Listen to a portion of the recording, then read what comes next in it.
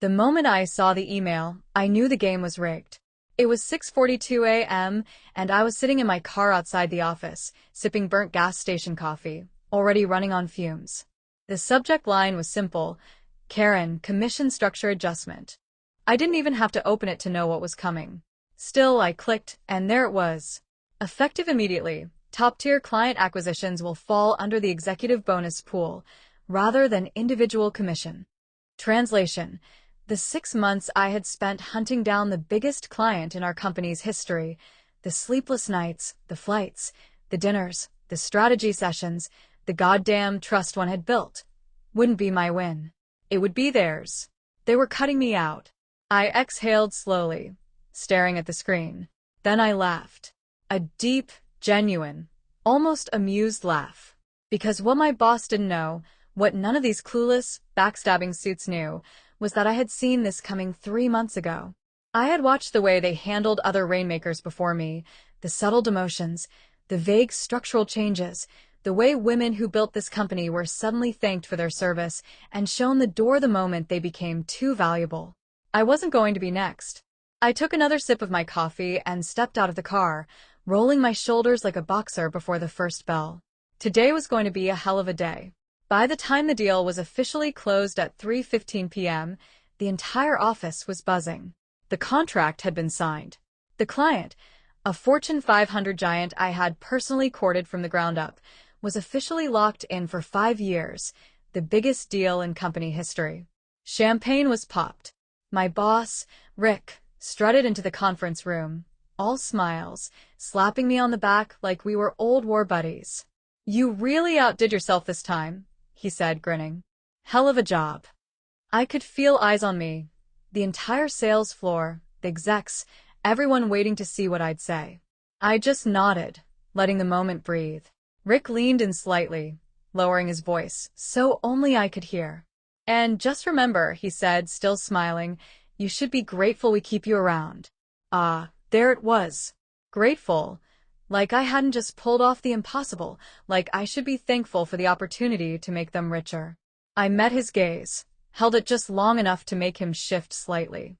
He thought he owned this moment. He thought he owned me. I smiled. "Enjoy your weekend," I said. He didn't know it yet, but by Monday morning, the biggest client in company history wouldn't be his anymore. Rick barely registered my words, too busy basking in the afterglow of my victory. He laughed, clinking glasses with the other execs, already spinning the narrative like he had been the one on late-night calls, the one smoothing over every hesitation, the one who had fought for the deal tooth and nail. I let him. For now. I walked back to my office, slow and deliberate, because the last thing you do before setting a place on fire is act like you belong there. My desk was still cluttered from the last few weeks. Scribbled notes, meeting schedules, a half-eaten protein bar I hadn't touched in days.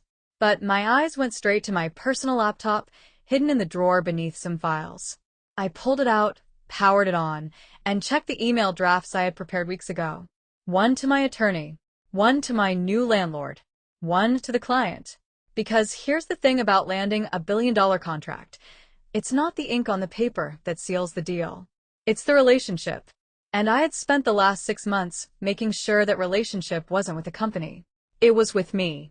I had learned their kids' names. I knew which ones played soccer, which ones hated piano lessons. I knew the CEO's favorite bourbon, the CFO's obsession with classic Mustangs, the VP's tendency to check emails at 2 a.m. when his insomnia kicked in. When they needed reassurance, they called me. When they had concerns, they trusted me to fix them. And when I told them very casually over dinner last week that I had been thinking of new opportunities, they listened. I pulled up my texts. "Hope you're enjoying the champagne over there. Let me know when you have 5 minutes to chat. Would love to run something by you." It took less than 30 seconds for my phone to buzz. "Karen, for you, always. Call me now." I grabbed my keys and walked out. I wasn't taking this call from the office. I stepped into the elevator, the doors sliding shut with a soft chime, sealing me off from the celebration echoing down the hall. As I descended, I pulled out my phone and hit dial. He picked up on the first ring. "All right," the CEO said, his voice smooth, casual, like we were two old friends about to share a secret. Tell me what's on your mind. I walked through the glass doors of the office lobby, out into the cool evening air, and leaned against my car. I let the moment settle, inhaling deeply before answering. Well, I said, watching the office lights flicker above me. What if I told you that by Monday, you wouldn't have to deal with them anymore? A pause, then a slow, amused chuckle. I'd say you have my attention. Good. I had spent months playing this company's game, busting my ass, delivering results, only to be tossed scraps while the execs lined their pockets. I had watched as other top performers before me got sidelined, squeezed out the moment they became too valuable, too powerful. I had studied the system, memorized every play, every trick, but I wasn't about to end up like them. I was about to rewrite the rules. I reached into my pocket, pulling out the small, crisp business card I had been holding onto for weeks. My new firm's name was embossed in deep black ink, still fresh. I flipped it between my fingers as I spoke. You've worked with me long enough to know that what you're really paying for isn't just results. It's trust. It's someone who understands your business, your vision, and how to make sure you're not just another client on some quarterly earnings report. I paused. That doesn't change just because my email signature does. Silence, but not the bad kind. The calculated kind. The kind where a man is weighing every possibility, every risk, every reward. Finally, he exhaled. You starting your own shop? I smiled, running a thumb over the embossed letters on the card. Monday morning. Another pause, then a low chuckle. Damn, you move fast. Wouldn't be here if I didn't. He let out a thoughtful hum. So, what's the ask here? It was the moment that would decide everything. I don't need you to leave them immediately, I said. That contract you just signed? You honor it. But when new business rolls in, when expansion starts, when you need real leadership, you call me first. I let the weight of it settle before delivering the final blow. And when their service starts slipping, because trust me, without me it will, you give me the first shot to fix it. A deep chuckle, then the sound of ice clinking in a glass. You're a ruthless bitch, you know that? I grinned. I learned from the best. Another silence, then a slow, approving sigh. All right, kid. Let's see what you can do. The deal was done. By Monday, I wasn't just leaving. I was taking their future with me. I ended the call, exhaling slowly as I stared up at the office building, its massive windows reflecting the city skyline. It looked different now, smaller, like a relic of... I slid into my car, tossed my phone onto the passenger seat, and just sat there for a moment, letting it all sink in, the weight of what I had just done, the risk, the sheer audacity. But then again, what was the alternative?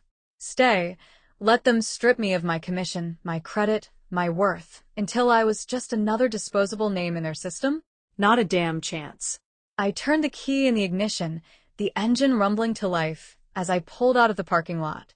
The next morning, I walked into the office like nothing had changed. Like I hadn't just dismantled their future with a single phone call. Rick was already making his rounds, still basking in his little victory. His voice boomed from across the sales floor, laughing, shaking hands, pretending like this deal had been his doing. I just smirked to myself and walked past, heading straight to my desk. Today was my last day here, but nobody knew it yet. I had prepared everything. My files were backed up. My clients already briefed. The handful of people I actually trusted in this company, they knew the plan. Some of them had even dropped by my office that morning, their expressions a mix of excitement and barely contained amusement. They knew what was coming. And yet Rick? He was oblivious. Too busy celebrating to realize the ground beneath him was about to collapse. It happened at exactly 2:15 p.m. I was in the middle of a routine client check-in when my phone buzzed. Incoming call, client CEO. Right on schedule. I answered, keeping my voice even. Afternoon. How's everything looking on your end? Good, he said. Too good. There was a sharpness in his tone, something I recognized immediately. Then, the words that sealed Rick's fate. We're pulling all future contracts from your firm. I didn't react, didn't need to. This was exactly what we had planned. We'll keep things professional, of course, he continued. Fulfill the obligations of our existing contract, but when it's done, we're done. I leaned back in my chair, spinning my pen between my fingers. "That's unfortunate," I said, the corners of my mouth twitching. He chuckled. "Not for you, it isn't." And with that, the call ended. I stood up, stretched, cracked my neck. It was time. I grabbed the letter from my desk, the one I had written weeks ago, walked straight across the office, past rows of employees typing away, oblivious to the war that had already been won. Rick was in his office, laughing into the phone, probably still bragging about his record-breaking deal. I knocked once, didn't wait for a response, and stepped inside. He glanced up, clearly annoyed at the interruption, but before he could say a word, I placed the envelope in front of him. He stared at it, then at me. "What's this?" he asked, still holding the phone to his ear. I smiled. My resignation. For the first time since I met him, Rick was speechless. But the best part? He still had no idea what was about to hit him. Rick stared at the envelope like it might explode. His smirk faltered just a fraction before he recovered. "You serious?" he scoffed, leaning back in his overpriced chair. "You're quitting? After everything we've built here?" I almost laughed. I didn't sit, didn't blink, just kept my eyes on him, watching the wheels turn in that self-important head of his. I said simply. He exhaled sharply, shaking his head like I was a naive idiot walking away from the best thing that had ever happened to me. "Look, I know you're upset about the commission change," he started, lacing his fingers together like a politician about to deliver a lesson. "But that's how business works. You win some, you lose some, and let's be honest, where else are you going to find an opportunity like this?" There it was.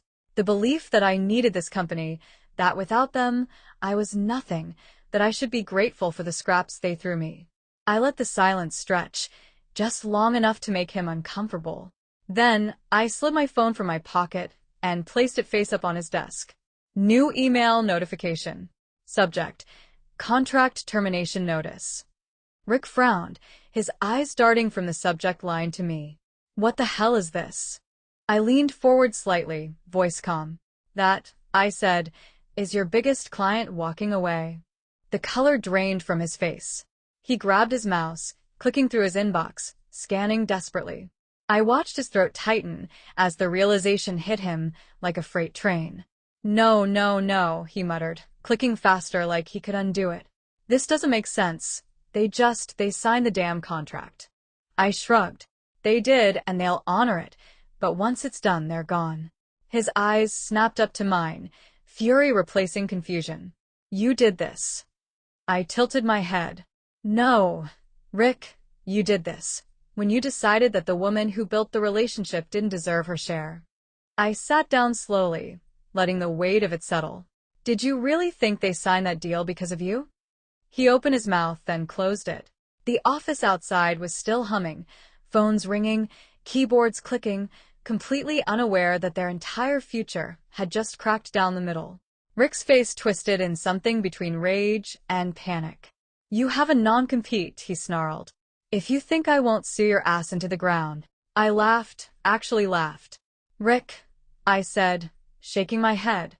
"I wrote that contract. I negotiated the terms. Do you really think I'd put myself in a cage I couldn't break out of?" The vein in his temple pulsed. He knew, right then and there. He knew he had lost. And I wasn't done. I stood, buttoning my jacket. "By the way," I said, nodding at my phone, "you might want to check your messages." His computer dinged. Another email. Subject: Resignation notice. Rick's eyes flicked to the screen, and for the second time in under 5 minutes, he turned ghost white. One resignation, then another, and another, and another. The top talent on his team, the rainmakers, the people who actually made this company money. Leaving. With me. I leaned down, resting my hands on his desk, dropping my voice to something just above a whisper. "You should be grateful we kept you around this long." Then I walked out. By Monday morning, Rick wouldn't just be missing a client. He'd be missing his entire future. I walked out of Rick's office without looking back, but I didn't need to. I felt the panic behind me, the sharp intake of breath, the frantic clicking of his mouse, the sheer, suffocating realization that his kingdom wasn't just cracking, it was collapsing. And I was the one holding the match. The moment I stepped back onto the sales floor, the energy shifted. The hum of phone calls, the quiet chatter, it all stuttered for just a second as heads turned, as eyes flicked between me and the office I had just left. They didn't know exactly what had just happened, but they knew something was coming. I walked back to my desk, calm, collected, like a woman who had already won. I grabbed my things, not much, just a few personal files, my laptop, a framed picture that had sat on my desk for years as a reminder of why I started in the first place. And then, as I slung my bag over my shoulder, the first email hit. A soft ding from someone's computer, then another and another. And then chaos. Voices started rising, chairs scraped against the floor as people turned to their screens, reading the exact same thing Rick had just read in his office. Key resignations. Effective immediately. The people who actually mattered, the ones who built this place, who carried it on their backs, were done.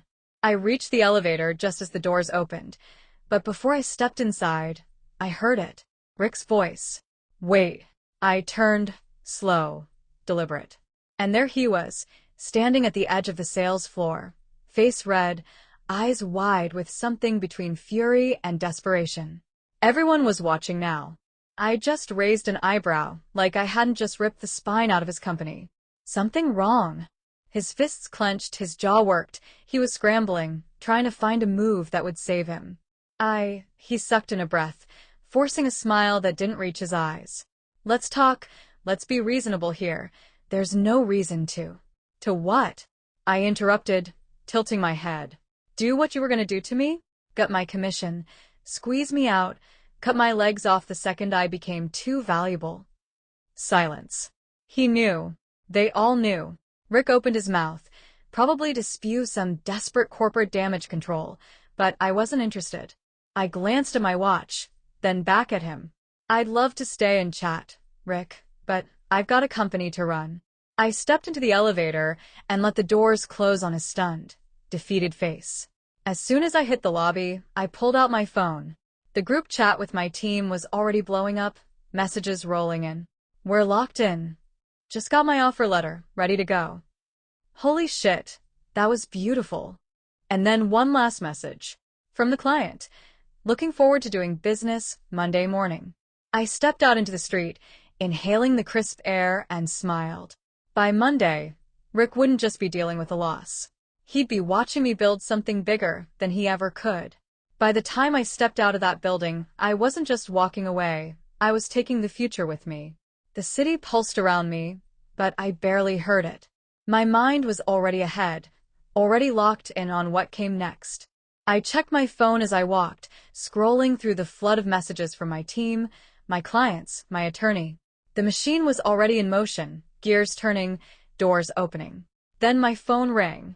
I glanced at the screen. Unknown number. I already knew who it was. I smirked, swiping to answer. Afternoon, Rick. There was a sharp inhale on the other end, followed by a silence, so thick I could practically taste the rage. You think this is funny? He finally hissed. I let out a low chuckle. Rick, I think this is hilarious. His breath was heavy, controlled, he was seething. You have no idea what you just did, he said, voice shaking with barely contained fury. You just tanked your career. You're never going to get another opportunity like this. You needed us. I stopped walking, letting his words hang in the air for a second. Then I laughed again, deep, genuine, almost pitying. Rick, I said slowly, savoring every word. You still don't get it, do you? A silence. I was your opportunity. Another silence, then a sharp exhale. He was spiraling. You think I'm just gonna let you walk away and take my clients? Oh, Rick, I said, shaking my head, they were never yours to begin with. His breath hitched. That was it. That was the moment he realized this wasn't a setback. This was permanent. I could almost hear the wheels turning in his head, the frantic scrambling, the damage control, the sinking reality that the empire he thought he ruled was already gone. You're gonna regret this, he snapped. I'll make sure of it. I smiled, stepping off the curb as a black town car pulled up in front of me. The driver stepped out, opening the door. My new ride, my new reality. I leaned against the open door, phone still pressed to my ear. "Rick," I said, voice smooth calm. What? He spat. "Enjoy your weekend." Then I hung up. I slid into the car, the leather seats cool against my back as the driver pulled away from the curb. The city lights blurred past the window, but I wasn't looking at them. I was already thinking about Monday, because Monday was the beginning of something much, much bigger. The weekend was a storm I watched from the eye of the hurricane. Emails flew. Phone calls came in rapid succession. Offers were finalized. Papers were signed. My team, my people worked like a well-oiled machine, setting everything in motion. Every single move had been mapped out in advance. Every risk calculated. Every counterplay anticipated. Rick? He was drowning. By Saturday morning, I started hearing the fallout. My former colleagues, well, the ones who hadn't already jumped ship, were messaging me in a panic. "Dude, what the hell is happening? Rick's losing it. He just pulled everyone into an emergency meeting. Full meltdown mode. He keeps saying you poisoned the well." By Sunday, it got worse. HR scrambling. People are already looking for new jobs. Rick's trying to put out fires, but no one's listening to him. It's like watching a train wreck in slow motion. And me? I was exactly where I wanted to be. Monday morning, I stepped into my new office. Sleek, modern, fresh paint still lingering in the air. The space was smaller, sure, but it was mine. Every desk, every screen, every employee in that room was there because they believed in what we were building. Because they believed in me. I stood at the front of the room, hands in my pockets, watching as my team settled in. Some were still shaking off the dust of our old company. Some were already locked into their laptops, hungry to move forward. And then the first official call came in. Not just from anyone. From the client. I stepped into my office, closing the glass door behind me, and answered. "Morning," I said, keeping my voice easy, casual. "Morning," the CEO responded, his tone amused. "How's the new place treating you?" "Not bad," I said, looking around. "Could use a few more deals to really make it feel like home." He laughed. "Well, good news. I've got some new business to throw your way. Just sent the contract over." I pulled up my laptop, opened my inbox, and there it was. A contract bigger than the last one. Bigger than anything I had landed before. Rick wasn't just losing his biggest client. He was losing his entire market share. I exhaled slowly, savoring the moment. "Well," I said, clicking accept, "I guess it's time to get to work." And just like that, the future belonged to me.